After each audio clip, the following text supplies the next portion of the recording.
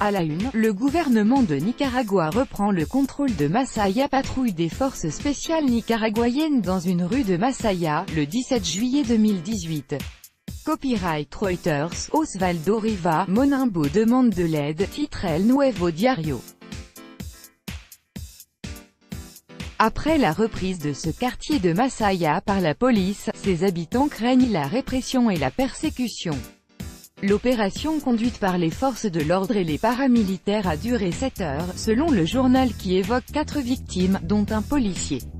Mais d'après El Nuevo Diario, leur nombre pourrait bien être supérieur.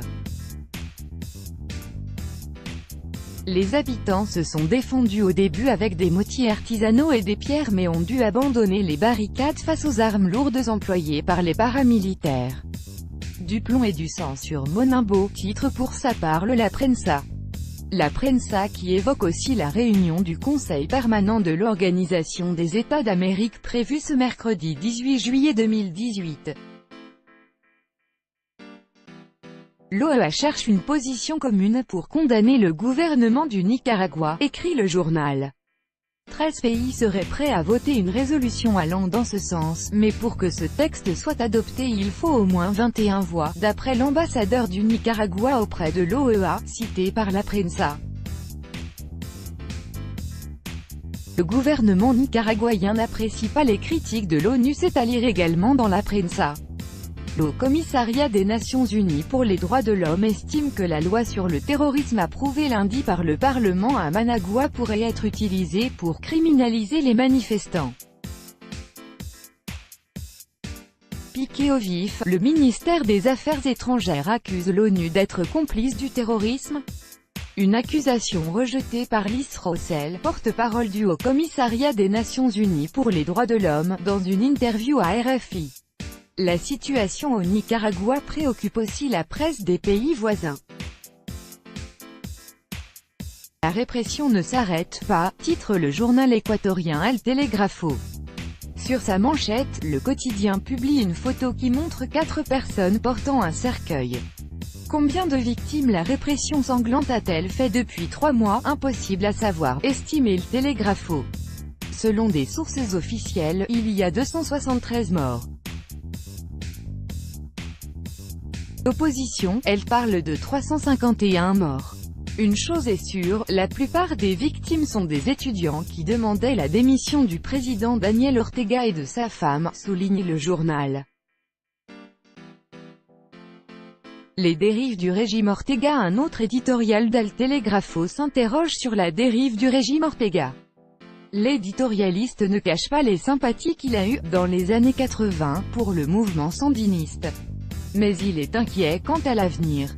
Tout le monde a pris ses distances avec le gouvernement, même l'Église et le patronat.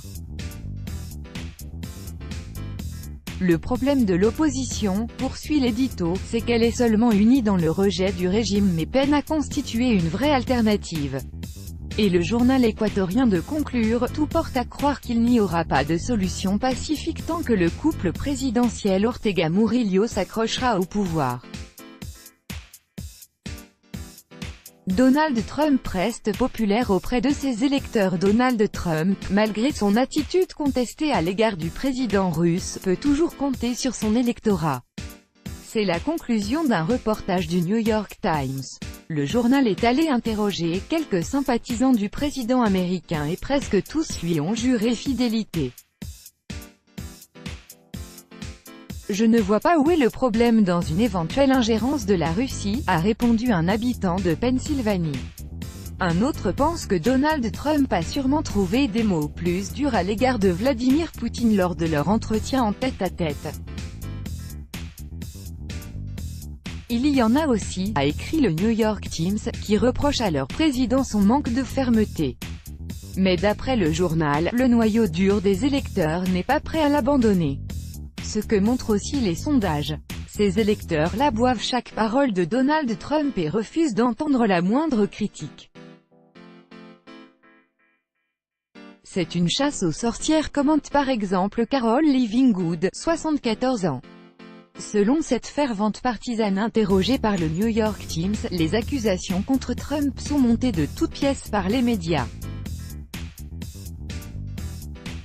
Trump épinglé par Obama. Le président américain a été épinglé mardi 17 juillet 2018 par son prédécesseur Barack Obama lors d'un discours à Johannesburg, à l'occasion du centenaire de la naissance de Nelson Mandela. Sans le nommer, Barack Obama a multiplié, à mots à peine couverts, les attaques contre Donald Trump, en s'en prenant, entre autres, aux dirigeants autoritaires qui ne cessent de mentir. Un discours salué par le Washington Post.